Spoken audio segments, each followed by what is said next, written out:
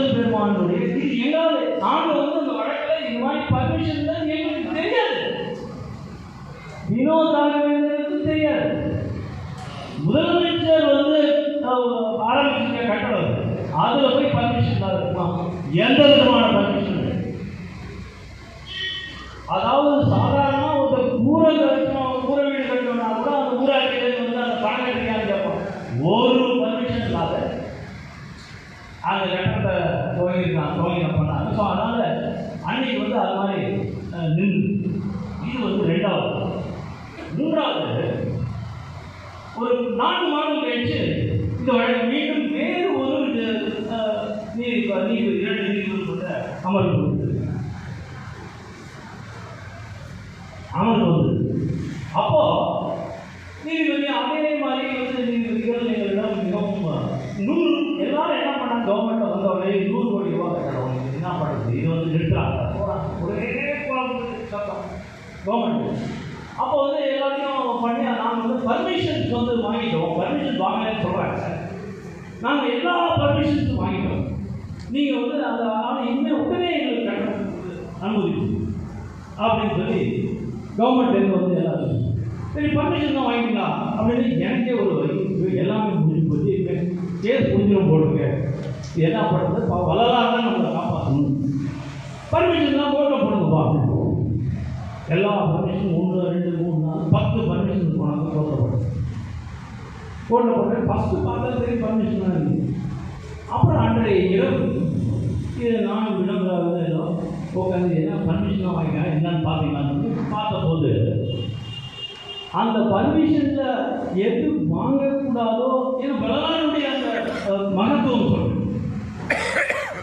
ஒரு சட்டத்தை காமிச்சு இந்த சட்டத்துப்படி நாங்கள் பர்மிஷனை வாங்கிக்கிறோம் போட்டோம்.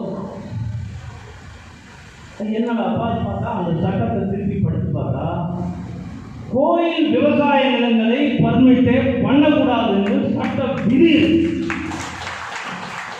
இதை தெரியாத ஒரு பேசிக் கூட தெரியாத இதுபடி நாங்கள் வாங்கிட்டோம் அப்படின்னு சொல்லி கோர்ட்டில் வந்து போட்டாங்க.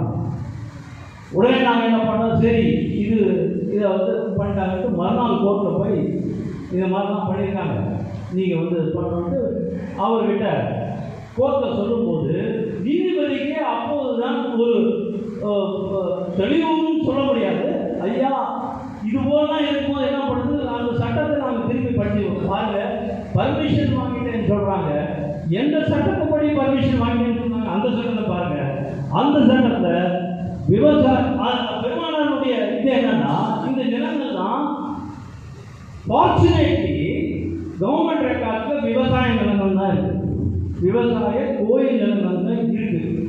விவசாய கோயில் நிலங்களாக இருந்தால் எந்த நீதிமன்றத்துக்கோ எந்த அரசாங்கத்துக்கோ அந்த நிலங்களை மாற்றுவதற்கு எந்த விதமான உரிமை கிடையாது. இது வந்து சட்டத்தை இதை காட்டின உடனே இது ஏன் எதுக்காக சொல்றேன்னா பெருமானாருடைய அந்த ஒரு மகத்துவம், அந்த மிரட்டல், அந்த ஒரு சக்தி சாதாரணமாக அந்த சட்டத்தையும் அது இருந்திருக்கு. அதை கொண்டு காமிச்ச உடனே ஃபர்தராக என்ன பண்ணாங்க நீதிபதிகள், இனிமேல் பெருவழியில் நீங்கள் கட்டுவதை இடைக்காலமாக தடுத்து நிறுத்த வேண்டும், அந்த மாதிரி ஒரு ஸ்டே கொடுத்து அது வந்து உச்சநீதிமன்றம் வரை நின்றது. அதில் வந்து நம்ம வந்து அதை என்ன சொன்னாங்கன்னா இதை இடைக்கால உத்தரவு. அப்போதான் என்ன பண்ணாங்க, நாங்கள் வந்து இதில் கட்டல, நாங்கள் பி சைடில் கட்டுறோம்ட்டு அப்புறம் தனியாக ஒரு இடத்த காமிச்சு பி சைடில் போய் கட்டுறேன்ட்டு ஏதோ பாத்ரூம் எடுத்து கட்டப்படன்னு கட்டிக்கிட்டு. ஸோ இப்படி தான் வந்து நான் வந்து எதுக்காக சொல்கிறேன்னா இருக்க இந்த 3 இன்ஸ்டன்ஸ் வந்து மிக முக்கியமான வள்ளலாருடைய சக்தி என்னன்றதுக்காக நான் சொல்கிறதுக்காக எனக்கு அனுபவித்த இங்கே சபையில் எல்லாருக்கும் நன்றி. அதுக்காக இந்த வழக்கு சம்பந்தமாக கடைசி வரை போராடுறதுக்கு நான் தயாராக இருக்கிறேன். என்ன வேண்டும்னா